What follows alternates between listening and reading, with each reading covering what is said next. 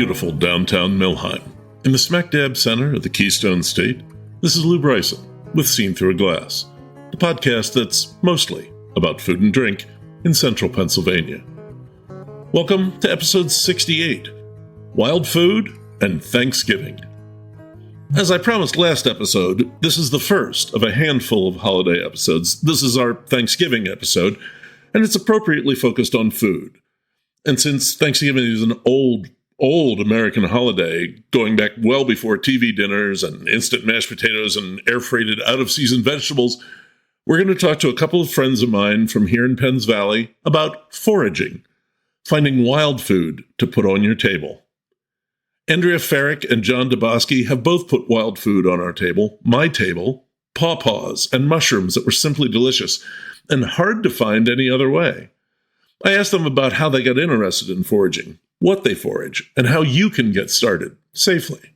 I'll tell you what I did with the pawpaws and mushrooms they gave us because it kind of surprised me how easy and delicious that was. And since this is the Thanksgiving show for 2025, and you didn't get one last year when I lost my voice, I'll tell you about my favorite side on the Thanksgiving table, scalloped oysters. It's a dead simple recipe and yet so rich and flavorful. Wow, I'm drooling right now. What else? Well, I have 2 book events coming up, and I'll tell you about those. And since the next episode will be dropping on November 29th, 2 days after Thanksgiving on Small Business Saturday, I have some small business shopping suggestions for you. You can listen to the next show while you're out spreading cheer and money. But before we do any of that, here's what I'm drinking today. What I'm drinking today is an old favorite beer, one I've been enjoying and anticipating since 1990 when it first shipped to the States. Samuel Smith Winter Welcome. Samuel Smith of Tadcaster, England was one of those breweries that kept the flame burning. And thanks to Seattle importer Merchant de Vin, the first taste of English ale for a lot of Americans. Kathy and I had Samuel Smith's Pale Ale in our room on our wedding night. This brewery, this beer, pretty special to me. And the Winter Welcome is not your typical winter warmer holiday beer. It's not spiced, for instance. It's only 6% ABV, and it's not stuffed with hops. What it is a mellow malt pillow with those nutty herbal notes of English hops, Fuggles and Goldings. Every year the beer is the same, but the label changes with an illustration of English Christmas, circa Downton Abbey. This year's is a 5-piece brass band playing in Santa hats, the kind of thing I did in my younger days. Nostalgia. So much more powerful than ale. Let's have a taste. First off, the beer is a gorgeous coppery color. Honestly, it's a color that just says English malts to me. I don't know if that's true or not, but this color is what I always think of when I think of a good English ale. The aroma is fresh, a little spicy, little floral. Not at all piney, as you would expect from an American hop. Wow. There's yeast character here, a fruitiness. Gotta have some. Oh, yeah. You know, this is what I'm looking for in an English ale. I'm looking for really more malt and yeast character than I am hop. And when I say yeast character, I don't mean, it tastes yeasty. I'm talking about the fermentation byproducts, the fruity esters. And ester is just a word for a chemical type. It's a type of chemical, esters. But they have, at least these do, fruity notes to them, pear, apple. What is there? There is a nuttiness here. But, the flavor is just so much better than the aroma. The aroma is good, but the flavor is richer. Wow. The malt really comes through, and there's a definite bite of bitterness in the back as well. Well done. This is a soothing beer. It is a pleasant beer. It is a fulsome beer. It really, it is wow, something that satisfies every bit. I think it was an old Carlton's ad. Touches all the places other beers don't, something like that. And this feels like that. I can just, ooh, man, that's good. I love British malts. Samuel Smith, winter welcome. Go get some. And of course, you're going to get your smack dab in the center, sponsored by the Happy Valley Adventure Bureau. Booze and live music? Sign me up. 814 Cider is closing out their season with music every weekend in November. I want you to get out there and enjoy it. Rent one of their serious fire pits, grab some great food truck grub, and sip some cider while enjoying the melodies. Or head for the hills. There's great music on the weekends at Seven Mountains Wine Cellar right on into December. Relax in their lodge with a glass of wine and some serious grooves. You know, Pine Grove Hall should be on your radar as a live music venue, as well as a place for great food and cocktails. They have a variety of acts, upstairs and down, from jazz to classic rock, even a hymn sing on December 14th. And you know you'll find me at Elk Creek Cafe here in beautiful downtown Millheim when the bands blow into town. Elk Creek has also restored their hand pump, so there's delicious cask ale, as well as the usual suspects, and smoking hot live music. Find the bands and the venues at the happyvalley.com website. Click on the events button and then click on through to music and entertainment. Hit it, boys. Now, before we do the foraging interviews, I'd like to tell you about that Thanksgiving side dish our family makes, scalloped oysters. Now, when we say something is scalloped in cooking, it either means it has a decorative edge with circular cutouts, which this is not, or it is thinly sliced with buttered breadcrumbs on top. Or, and this is where things get kind of dodgy, thinly sliced and cooked in a creamy sauce. To be honest, the term has obscure origins, and there are European versus English versus American meanings. But largely in America, think of scalloped potatoes, thinly sliced in a casserole dish with a creamy sauce. And scalloped oysters are not, thank God, thinly sliced, but, well, the crackers are, kind of. We've made scalloped oysters in my family for as long as I can remember, back over 60 years. And back then, we made them with falcon crackers, baked by Stauffer's Bakery of York, the same people who make the beloved Chocolate Star Christmas cookies. When Stauffer's stopped making them in, I think, the mid-60s, it was a family crisis. The press Stauffer's used to make the distinctive many-pointed falcon crackers broke, and a new machine would have been prohibitively expensive. At least, that's what they told the Lancaster papers, as I recall it. We tried saltines, we tried Keeblers, and finally I said, why not Ritz crackers? Well, there was a big resistance in the family because Ritz crackers were so expensive. I think they were maybe 50 cents more a box back then, and, the oysters were really the expensive part. So one year we made them with Ritz, and then there was no going back. So here's how you do it. Get a fairly deep casserole dish. Ours is a 4-inch deep clear Pyrex bowl, about 12 inches across. It's the scalloped oyster dish. I claimed it when my mother moved out to the retirement home. Get a box of Ritz crackers, a cold stick of butter, salt and pepper, quart of whole milk, and a pint of shucked oysters with the liquid, the juice, the liquor. We get standards, usually from Chincoteague. And I'll tell you, they're not getting any cheaper. It's once a year. Preheat your oven to 375. Unwrap the stick of butter and grease the casserole dish. Now take a good handful of crackers and crush them in your hands, not the powder, broken into more than 6 or 8 pieces each. You want a layer of crackers in the bottom. Now put about 4 oysters in there. Just pull them out of the jar with your fingers, or I use a fork. Carve off bits of butter and dot them around the oysters, maybe a tablespoon and a half of butter. Shake on a little bit of salt and a lot of pepper. First layer's done. Repeat this process, increasing the number of oysters as your dish widens. You'll probably have about 3 layers: cracker, oyster, butter, salt, and pepper. Repeat. And you want oysters in each layer, about 1.5 inches apart, but it's not a measuring thing. Just do this loosely. Don't overthink it. Now, when you hit that last layer, and you've used up all the oysters, but there's still a little bit of space in the top, pour the oyster liquor over the whole thing. Spread it around. Now put on a last layer of whole crackers laid out flat in rings around the top. You want to make it pretty. Shake more pepper on that. It's a Pennsylvania Dutch recipe. Take your milk and pour it carefully and slowly at the side until it's just below that top layer of crackers.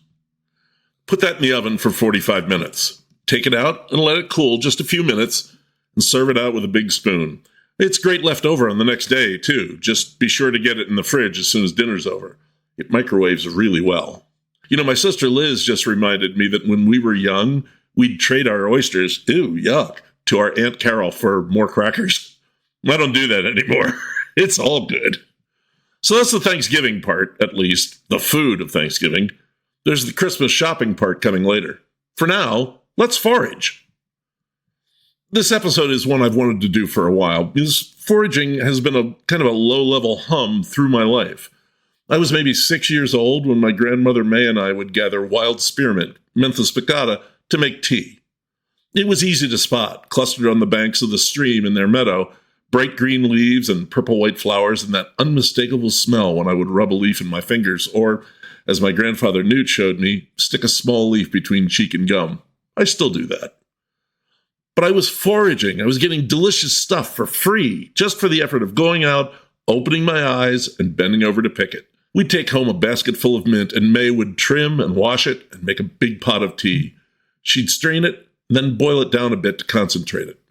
Then we'd decant it into half-gallon mason jars that would go in the fridge.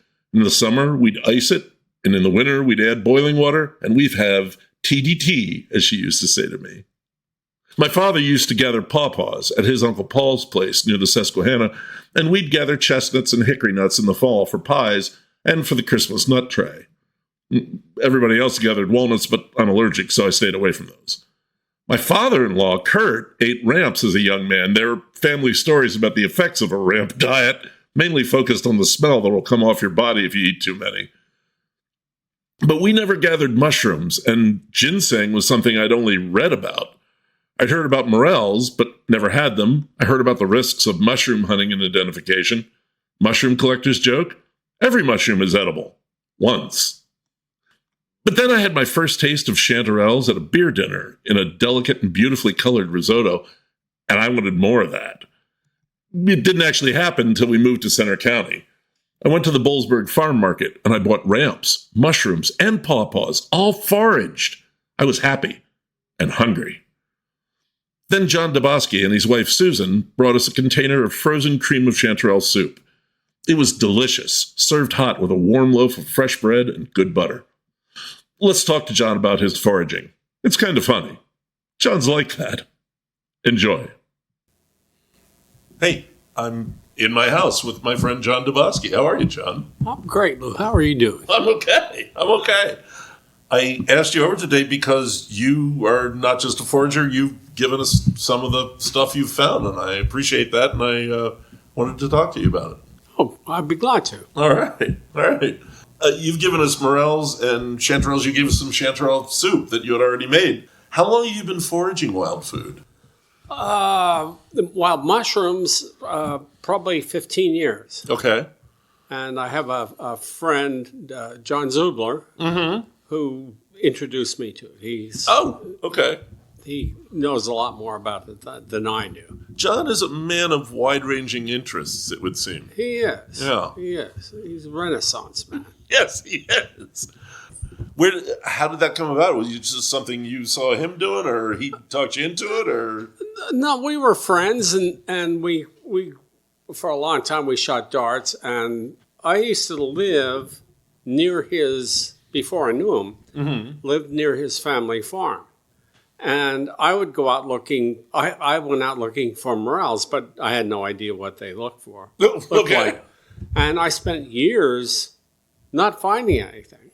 And when I met John. And you were looking for him because you had some? No, yes, I had some. Yeah. But I still couldn't identify them. And which is kind of crucial with mushrooms. Yes.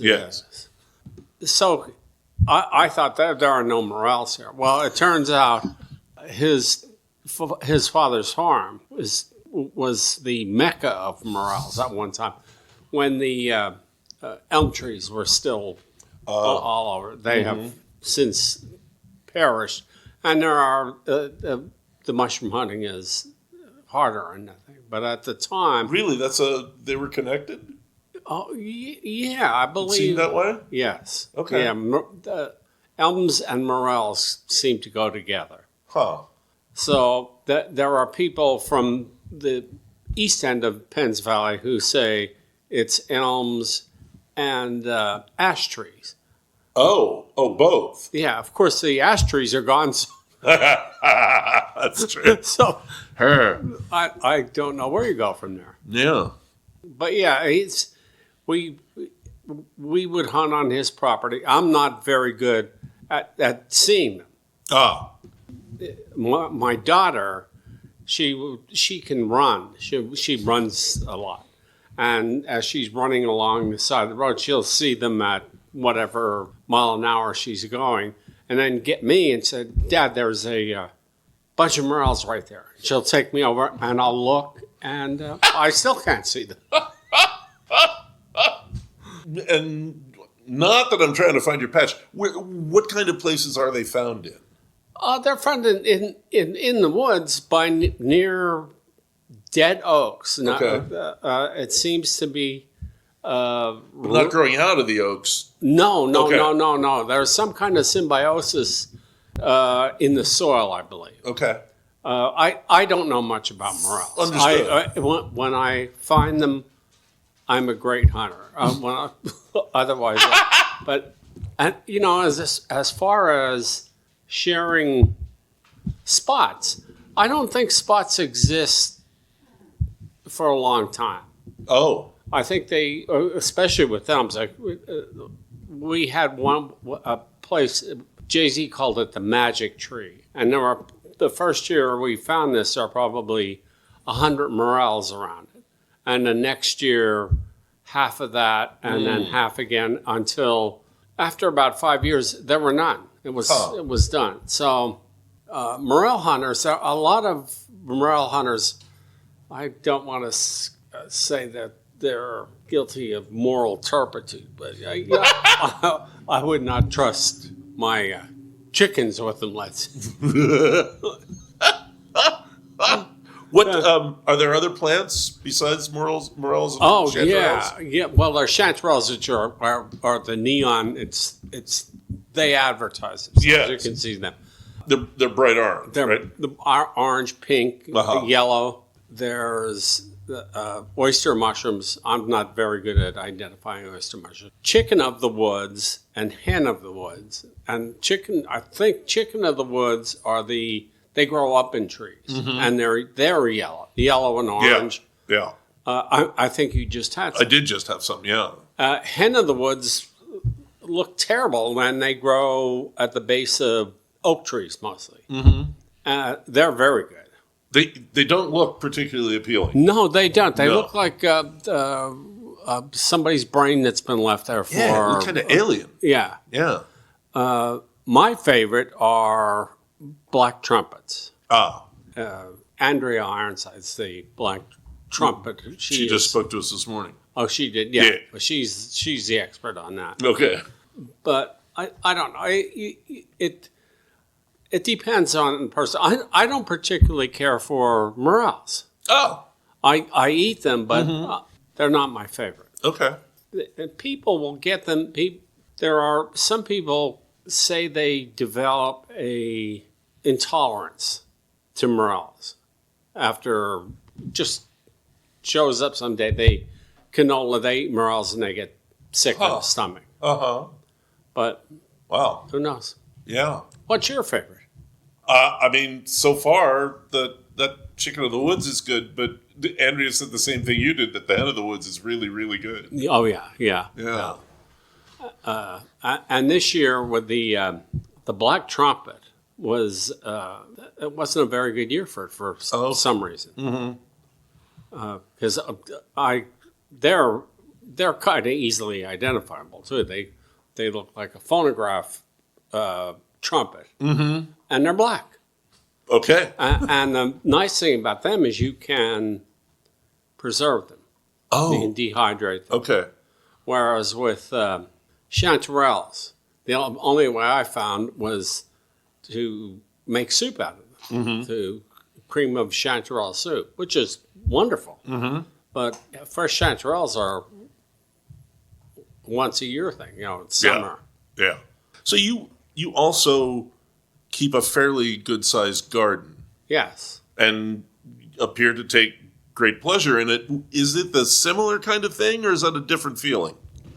Different.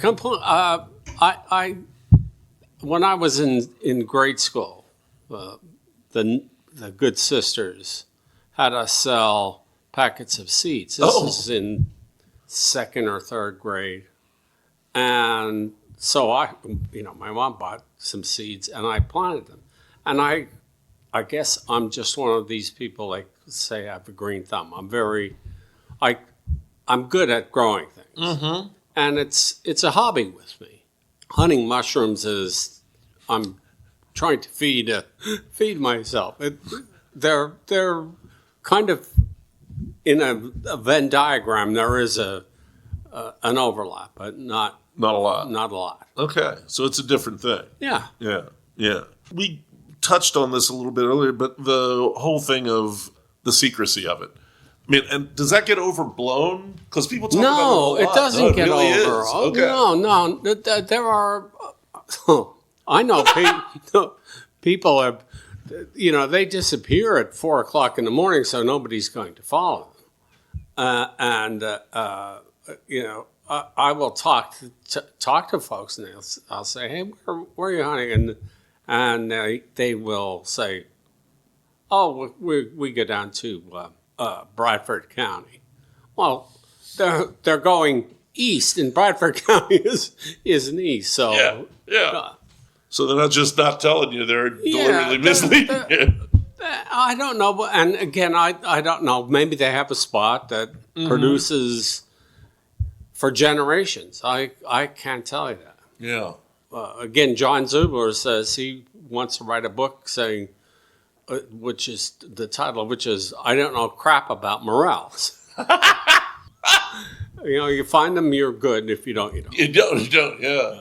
I remember there was a restaurant for years in Reading, Pennsylvania, Joe's, that specialized in wild mushrooms because that's how it started. The family, I think they were a Polish family, and from all evidence in the Ukrainian and Russian markets down in Philadelphia area, Poles are mad for mushrooms. I just see all kinds of them pickled and dried and fresh. But Joe's was there for years, and wild mushrooms were always the centerpiece of the menu.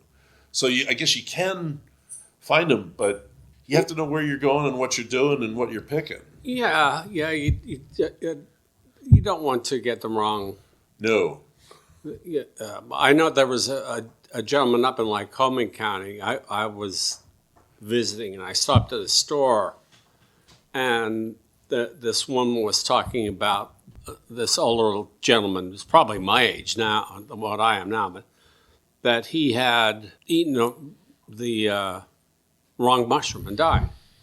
And she said, I think he had cancer, and I think that was his way of checking out. Slipping by, yeah. So it can be deadly. I think most of the mushrooms that are not good for you just make you very sick. Yeah.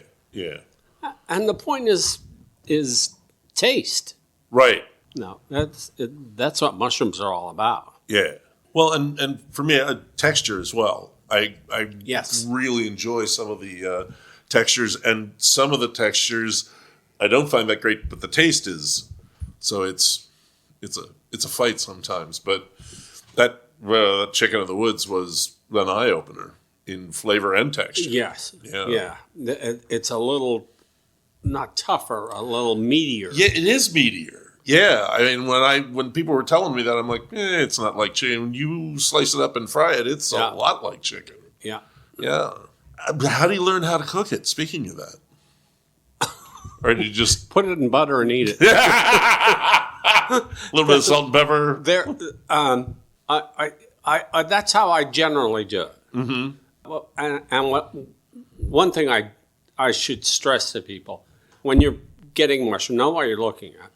Make sure you do. Yeah. And people do have allergies to some mushrooms. So I think what you should do if you're starting is take a little bit of mushroom and eat it. Mm-hmm. And sit around for a while. And if it doesn't make you sick, or worse, kill you, you can go again. But you shouldn't just jump into, that's what I do. Yeah. If someone else one of the listeners is interested in learning to forage, what's the best way to go about it? Find somebody who does? Yeah, we have a guy, Bill Russell. Andrea mentioned him. Yeah, Bill Russell is probably the biggest expert in this area. Okay. And there's a mycology group at Penn State. Okay. And they have meetings that they're welcome, or find somebody around here who, most mushroom hunters, except the morally bankrupt morel hunters, will be glad to go out with it. Right. That's all I got, John. Thank you. Well, you're quite welcome, Lou. It's been a pleasure. It always is. Now, I actually recorded that interview second, and you heard me make some references to my interview with Andrea Ferich while I was talking to John. Don't worry, we're going to get right to that. We met Andrea at Elk Creek. We meet a lot of people there. If you remember back in episode 49, when I talked about a party Kathy and I went to at someone's house where we all just got together and ate ginger snap cookies and sang, that was Andrea's house, and that's exactly the kind of person she is. I think she'd notice a week when she invited us to the party. She's joined our trivia team at Elk Creek on occasion. The corgis know her, and she's invited them down to go traipsing on her land by the creek. She's a real Penns Valley type, even though she also comes from Lancaster County originally. Anyway, this episode really came together when she brought us some pawpaws, and then a big bag full of chicken of the woods mushrooms. I ate the pawpaw out of hand. Wildly weird to taste such a tropical flavor from a Pennsylvania-grown fruit like apple and banana and a slightly tangy sweetness. I also mixed some with oatmeal one day, and that was good. The mushrooms were broad fans, like a shelf fungus growing out of a tree, which is exactly how they do grow. Andrea had posted a picture on Facebook of the haul, a garden tractor trailer full of creamy orange fungus. I trimmed off the tougher parts where they had attached to the tree. It was much more fibrous there. I'd had a bad experience with some really chewy fungus in a vegetarian cheesesteak in Chile that I didn't want to relive. And there was plenty of mushrooms, so I was liberal with the trimming. I washed the chicken of the woods carefully, got all the tree stuff and dirt off it, and then I sliced it into half-inch thick strips. I melted butter in a skillet, a lot of butter, put the mushroom slices in and hit it with salt and pepper and a Penzeys spice blend I like called Mural of Flavor. I was simply amazed by how much it really did taste like chicken. And I mean, especially the texture. It tasted like sautéed chicken breast. We ate it with a salad and just some brown rice. It was great. I had the leftovers in an omelet the next morning, also yummy with onions and hot sauce. I had to know more. I asked Andrea if she would like to come on the show, and she said yes. So here she is, recorded at my house in Millheim. Hey, I'm actually at home with Andrea Ferich. Andrea's a friend of ours here in Penns Valley. How you doing? So great. It's nice to be here with you, Lou. Yeah, what a treat. It's a pleasure. Yeah. You're a forester? Yeah, that's right. Yeah, I work mostly with private landowners planting trees for restoration projects and agroforestry systems. An agroforestry system integrates economic with ecological goals. So growing fruits and nuts, medicinal products, flowering trees and shrubs, mushrooms. And you do some of that on your own land, too. Yeah, that's right. Yeah. I have a 15-acre farm a mile down the road here. Yeah. Okay. I knew you for a while before I realized you did this. And by this, I mean, specifically in this case, I'm talking about foraging. You gave us some pawpaws and then a big bunch of chicken of the woods mushrooms, which I'd never cooked them before, but it was pretty easy. Yeah. And they were delicious. How did you get the knack and the urge for finding this stuff? Well, it's a lot of fun. Okay. To have your eyes open, going slow, slowing down, being in tune with the seasons and precipitation patterns. Pawpaws have a season, and so do a lot of mushrooms. Here in Pennsylvania, pawpaws usually ripen about middle of September until right about now. We're just at the tail end of pawpaw season here in mid-October, and we're just outside of their native range. So, oh, really? Yeah, their native range goes about to Lewisburg along the river. Okay. The rivers hold warmth a little bit more than we do here in the higher elevation. But I'm from southern Lancaster County originally. No way. I didn't. Yeah. Did we talk about this before? Yeah, a little bit. Yeah, I forget things so much. Sorry, where? Yeah, well, my parents live outside of Strasburg. Okay. But I grew up across from Franklin and Marshall. Oh, my God. There, okay. Yeah, well, we know that pretty well. Yeah. Kathy and I both graduated. Yeah. Wow. So, and they're in range there? Yeah, definitely. Yeah. There's some amazing magical forests all along the river. I remember my dad talking about gorging on pawpaws in Millersville, Pennsylvania. Yeah, that makes sense. That's probably along the Conestoga there, maybe the Susquehanna. Yeah. But yeah, there's forests of pawpaws along the Susquehanna River. I can't tell you all of the secret places, but they'll come up. I know as far as right about where Duncansville is there along the river. I know that there's pockets, and I'm lucky enough to have friends with private lands where I can harvest, forage, glean, gather, and I'm able to sell those pawpaws that are on private lands. You don't want to sell what you forage from public lands. That's illegal. You're allowed to keep and eat and consume and share those fruits and mushrooms on state lands, but you shouldn't sell it. Huh. Wow, there's like a whole ethics to this. Yeah. Ethics has to be first most in gathering and foraging. Yeah, we can end up with that tragedy, the commons thing. Yeah, there's some really wonderful little glimpses of the abundance of the commons once in a while around Penns Valley. You'll find a few stashes of chicken in the woods where people have been there before and they just took a few and shared, just let them grow and took what they wanted, and the pleasure of abundance and sharing.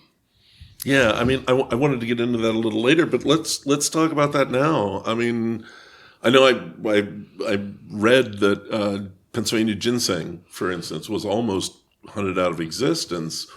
What do you do about that? Yeah, well, I have a colleague at Penn State, Dr. Eric Burkhart. He's a ginseng and medicinal plant expert. And he's been working a lot to really salvage and restore the culture of ginseng production. So either having wild harvested or naturally grown wild simulated ginseng patches. But you can do that. Yeah, so there are some ginseng farmers in Pennsylvania now who are really stewarding these seeds and growing out ginseng and protecting it. But, poaching became a pretty big problem in the last decade or so when some of these TV shows really highlighting $4,000 a pound level ginseng roots. Yeah. So I know that there's been a lot of effort in the last decade to really help farmers and foresters with the right conditions on their land to grow wild simulated ginseng here in Pennsylvania, and working with some of the buyers in China and Korea, looking at what they're looking for and making those direct connections and helping foresters and farmers to really grow high quality products. Mm-hmm. So I guess the whole wild thing of it, how do you find it? How do you, and of course, how do you recognize it? Yeah, well, especially when you're looking for a root, you're not. Yeah, well, a lot of foragers know what they're looking for different times of the year. There's going to be prongs that are on the leaves and fruit bearing and seed bearing as well.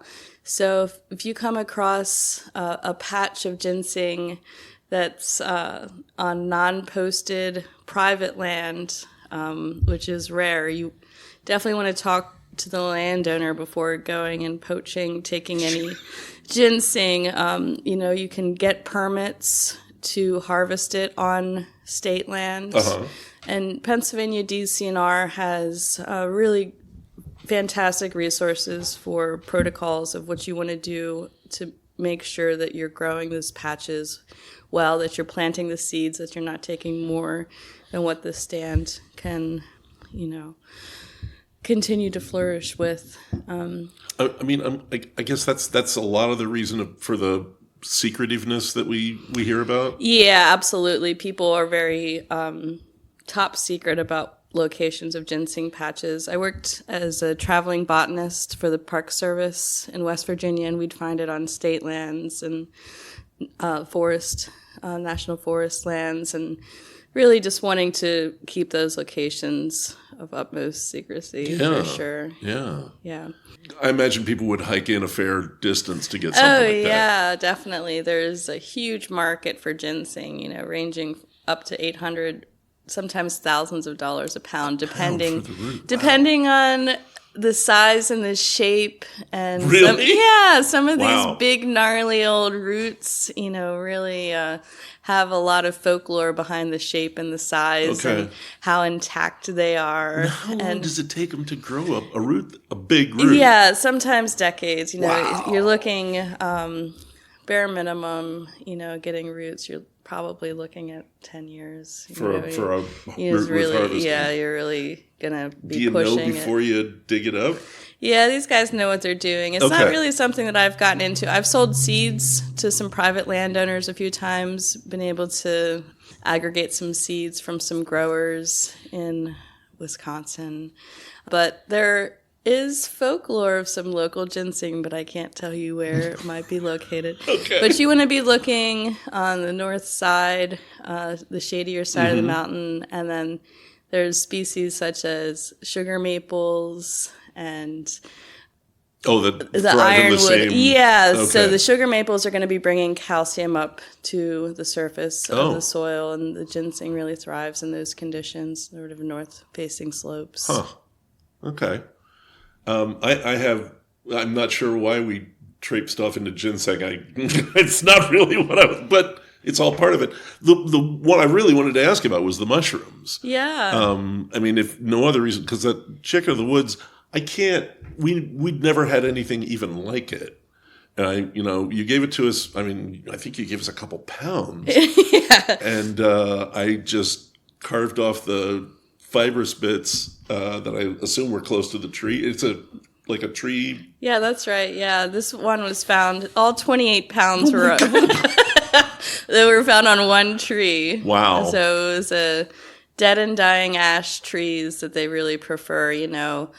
Unfortunately, I got to say that's a fairly dense mushroom, but 28 pounds must have been huge. It was massive. Yeah, it was really fun. Our neighbor Rebecca Lloyd works with me and a private landowner. We work for these lovely private landowners in Georges Valley, and this was not the largest find that we've had on their property. Wow. A couple years ago, we were pushing about 60 pounds on one tree. Yeah. Wow. So we have a lot of fun there. The landowners are wonderful. Do you just break it off or you cut it? Yeah, well, we got some ladders out, and some of it was much higher than we could reach. Up? Yeah, wow. So we had to have some pulls and some saws, and send Rebecca up the ladder.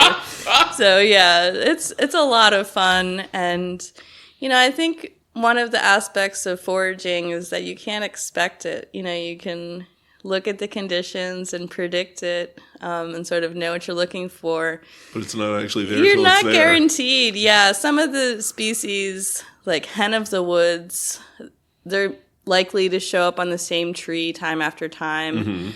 There's probably about 8... And that's really a completely different different mushroom. species, yeah. There's probably about 7 or 8 species of mushrooms that I confidently will harvest and eat and share. But even then, I still send pictures to my pals, and that's really how I got into it, was learning from friends. Okay. And we have some experts around here. There's a fellow named Bill Russell who's literally written the books on foraging and gleaning and harvesting these wild mushrooms and really knowing what the lookalikes are, the poisonous lookalikes. Because you think, oh, it's orange, and look, there's no gills. But you really have to know what you're looking for.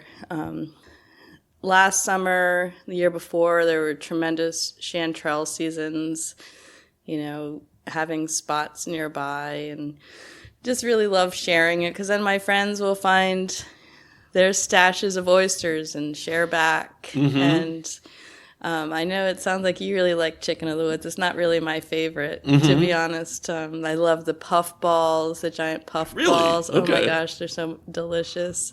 And black trumpets and chanterelles, of course, are just delicious. So what's more enjoyable, finding it or eating it? Oh, yes, yes, sharing. Yeah, I think about all my friends when I find them. Just finding them.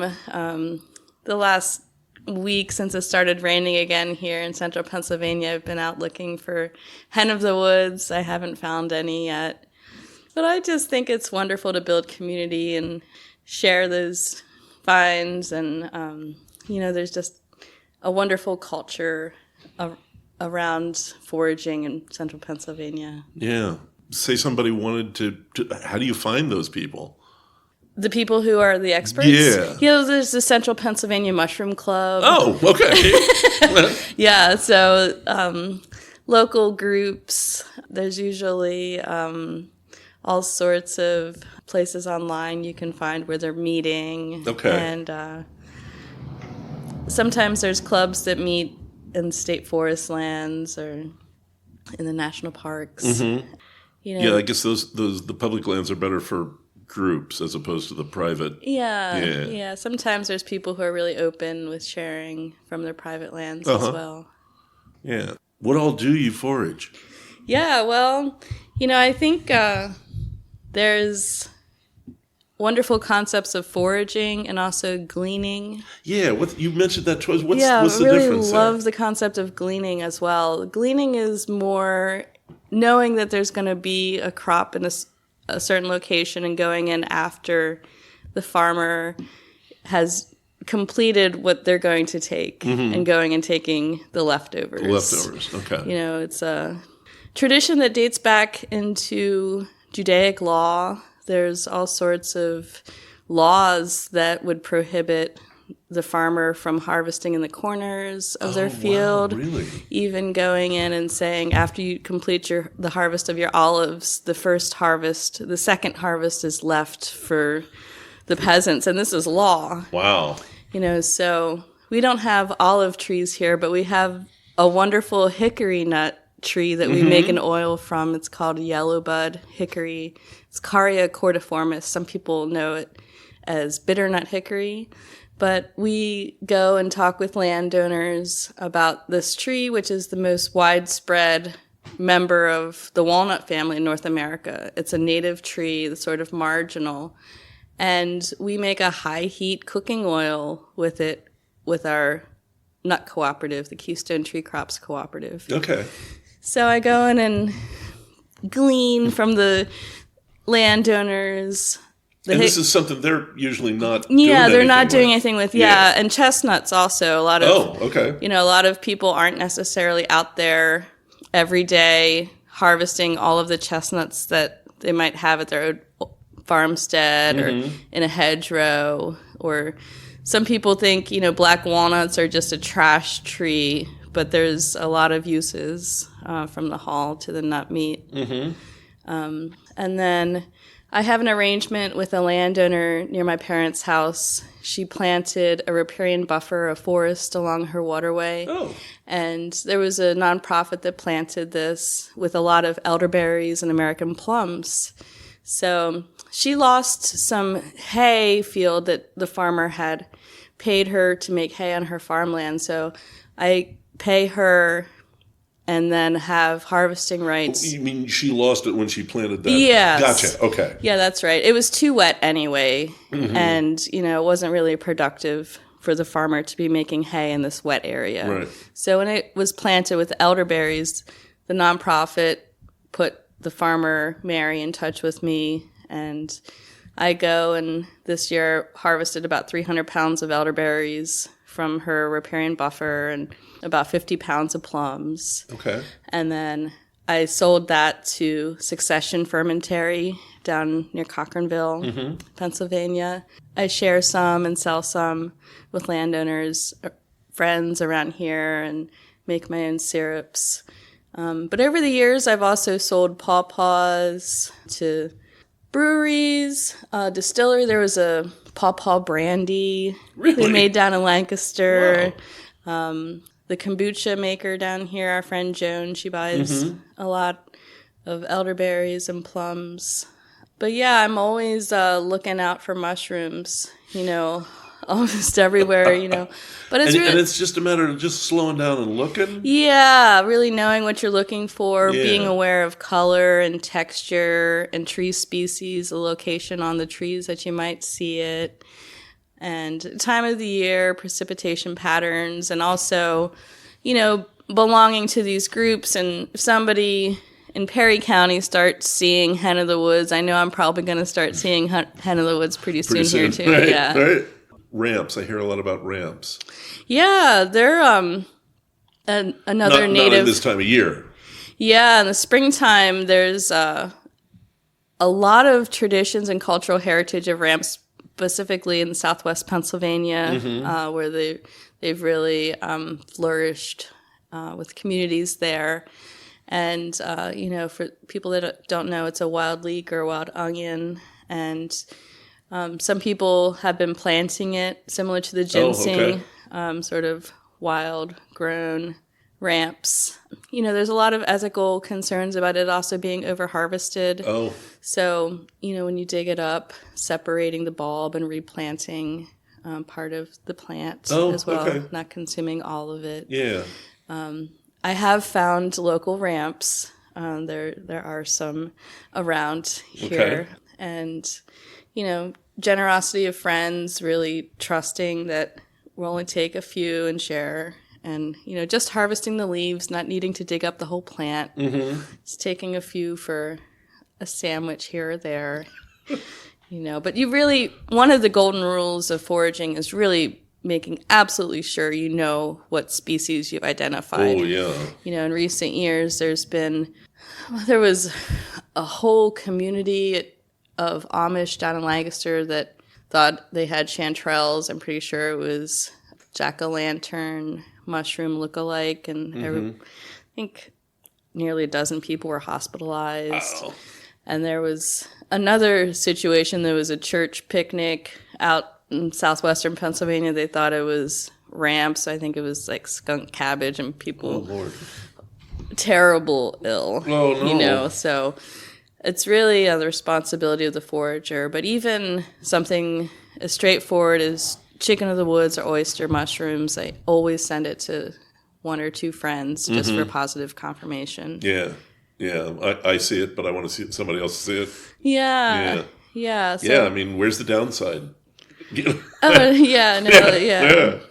It's great to have that community of friends that, can help you identify and learn from each other. So there is one other plant that I'm just weirdly fascinated by because it's so Pennsylvania. Teaberry. Is that is that a thing that gets foraged? Yeah, well, it's takes a lot of tea berries. Yes. There's a cute and little. But, there's some nice patches of tea berry up in some state forest lands that way. Yeah. Somewhere in this direction. We can take you sometime. But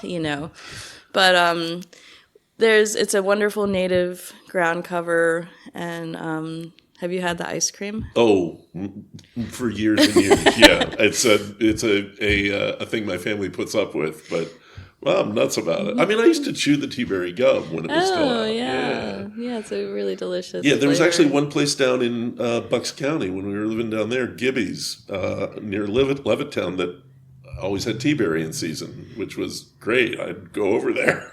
Wow, yeah. I really do enjoy the taste as well. There's a few headwater areas up in the mountains with slightly acidic soil. They seem to thrive there. Okay. Yeah.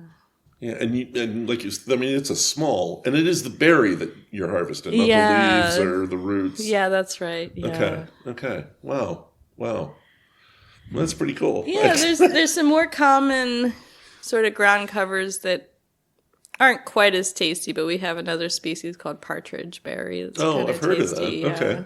Similar size fruit. Yeah. Now, you don't eat tea berries, or can you? I don't know. Are they just for flavoring, or?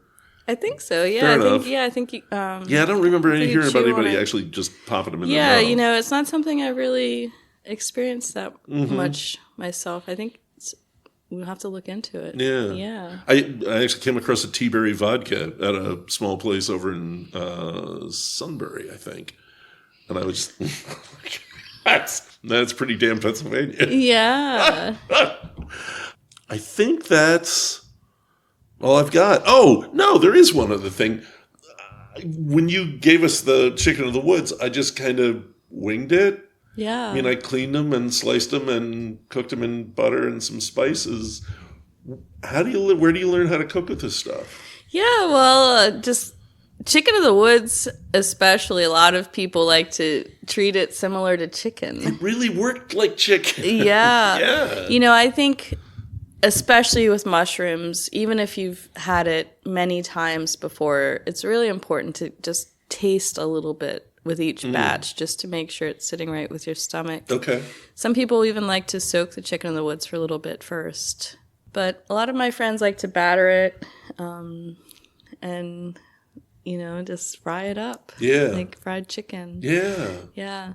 With a lot of the mushrooms, they tend to be more either on the dry side or the really wet side. So there's some mushrooms that I cultivate at the farm, such as wine caps, and they're just so wet. And shrimp of the woods, same thing.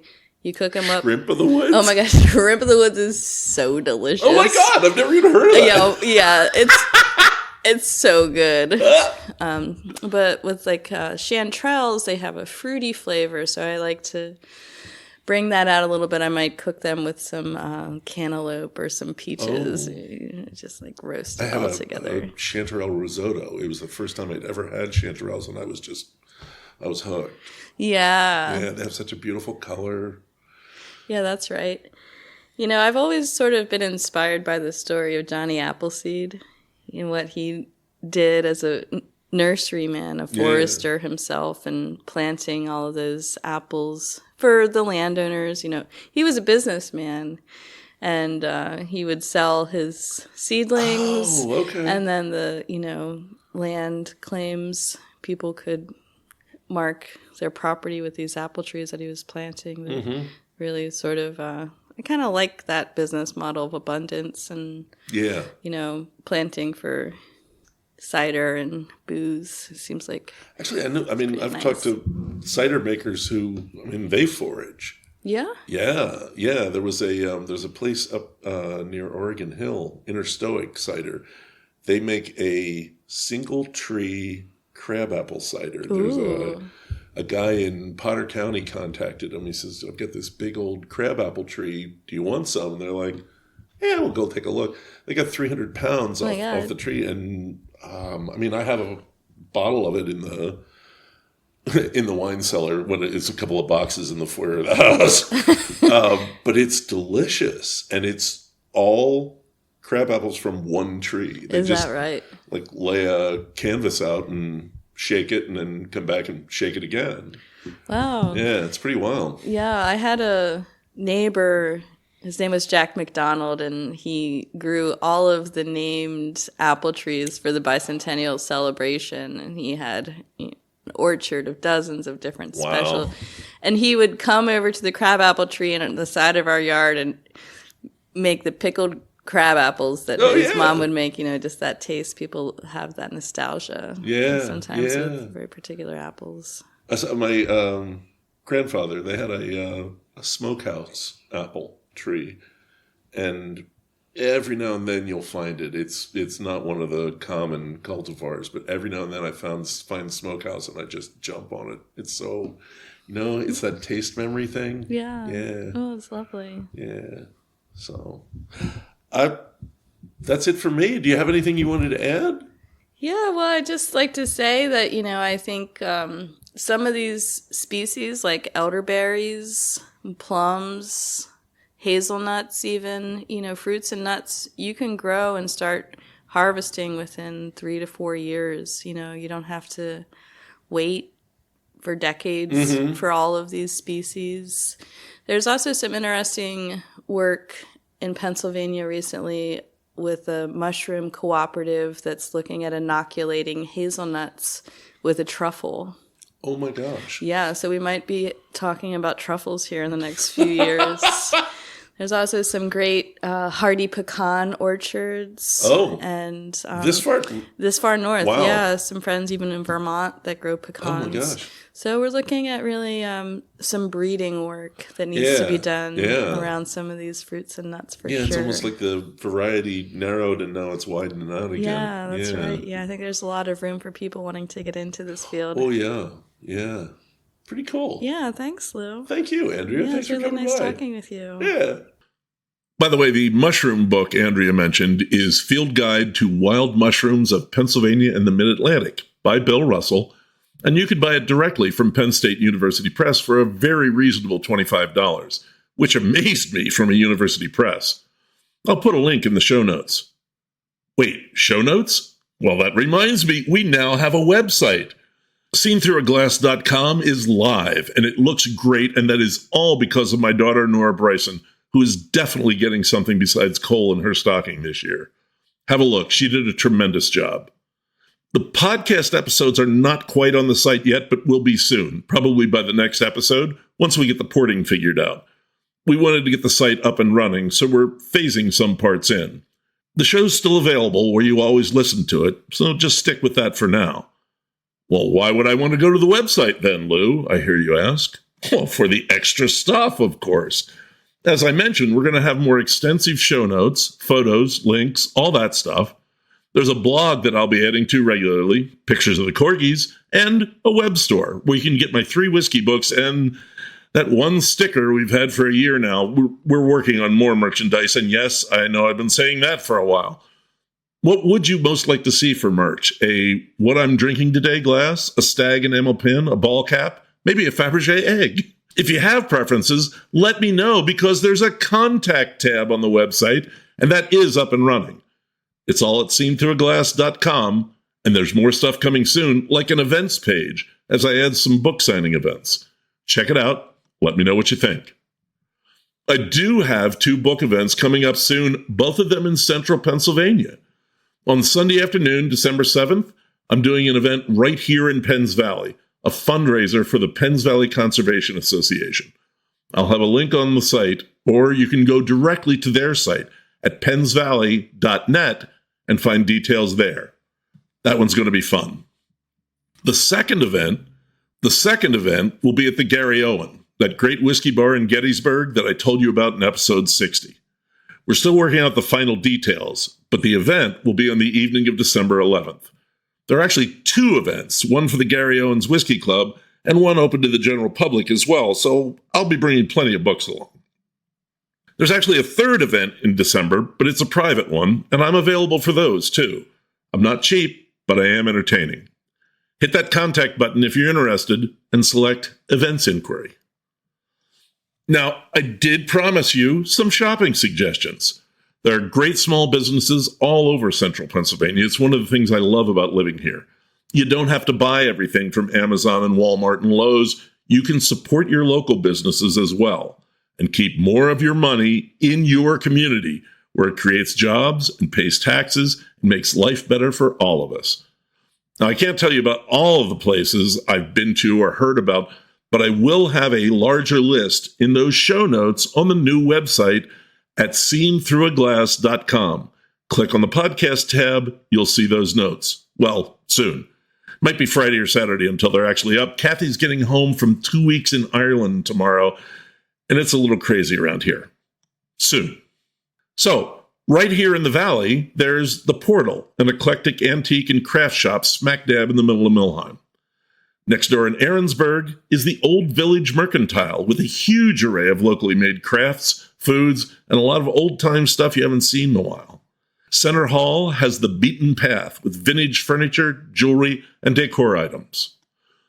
Over the mountain in Mifflinburg is Stamhouse, the home of Santas and Krampuses and Belschnickels that we visited way back in episode 3. On to Lewisburg to find our friends at Purity Candy, Tasty Pastry at the Paris Bakery, and the independent Mondrigan Books. Oh, you want books? Well, there's Forefathers in Rebersburg, specializing in history and biography. The Otto Bookstore in Williamsport is America's oldest independent bookstore since 1841. State College has 2 well-known independents, Webster's Bookstore Cafe and the Squirrel and Acorn. If you want to write your own book, or just a nice letter, the Nittany Quill is State College's stationery store. Williamsport has Plankenthorne Stationery, and remember, when it's about paper not standing still, it's spelled with an E.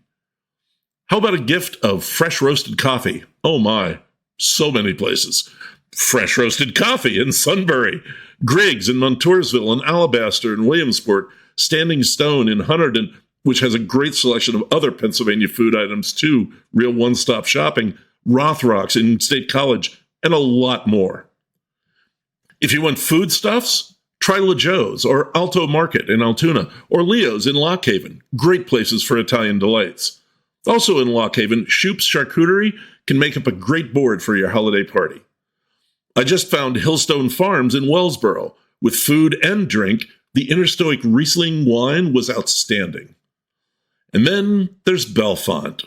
Wow, with the Plaza Center, the Great Mishmash, Titan Market, Bell Mercantile, Smith and Front, Helen Fox and Company, so many good places and all local independents.